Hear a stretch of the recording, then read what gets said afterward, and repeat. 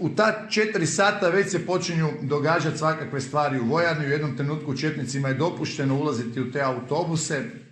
Oni neke ljude izvode, odvode iza jednog hangara koji danas u vojarni ne postoji.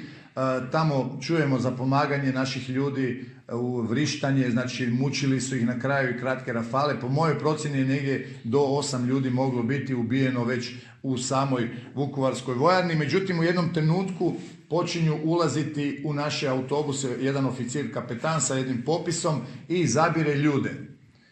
Iz tih naših 5 autobusa u jedan 6. taj autobus SNB boje je odvojeno, ja sam u svojoj knjizi procjenjivao, oko 25 ljudi. Danas, kada smo sve uspjeli saznati, danas znam da je 24 ljudi izdvojeno u taj 6. autobus i prvo oni su brutalno pretučeni. Već samo izvođenje od početka, čim su izašli vanje, oni su njih tukli, na kraju pred tim autobusom su ih još dobro prebili. Onda kad su ih ubacili u taj 6. autobus, onda su ih još dobro, ono što se kaže, i u tom autobusu tukli, gazili nogama, lupali puškama.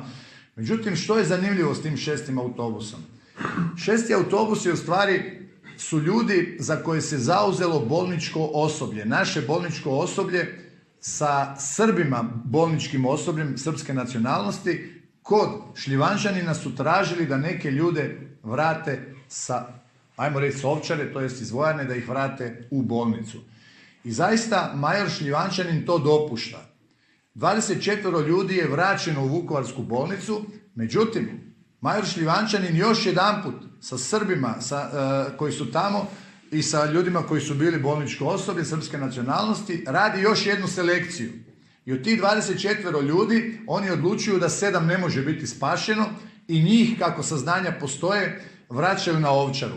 Od tih 7 na Ovčari je nađeno 2 ljudi u masovnoj grobnici, ali za 5 ljudi još ne znamo gdje su. Znači od tih 24 ljudi, 17 ljudi je spašeno. Mi danas imamo i ta imena i ja sam čak tog jednog svjedoka koji mi o tim događanjima i naveo u svojoj knjizi, pa vam evo odmah i odgovaram u tom kontekstu 6. autobusa da znate o čemu se radi. Dugo je bilo šutnje o tome i nekako u tom razgovoru s tim ljudima koji su preživjeli, onako nekako opravdanje je bilo, iako je zanimljivo, oni su dali, neki od njih su dali još 92. godine izjave u našem MUP-u i mi smo onda našli da u ladicama, u arhivi smo zaista našli izjave ljudi koji su o tome govorili, ali njihovo obrazloženje je bilo zašto su šutjeli u javnosti o tome. Na neki način oni su bili u kumskim i nekakvim rodbinskim vezama sa Srbima, onda prvo bilo im je nelagodno uopće o tome govoriti, da su se na neki način pozivali na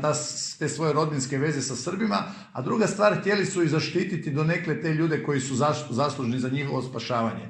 Pa evo, to je ta istina o tom 6. autobusu.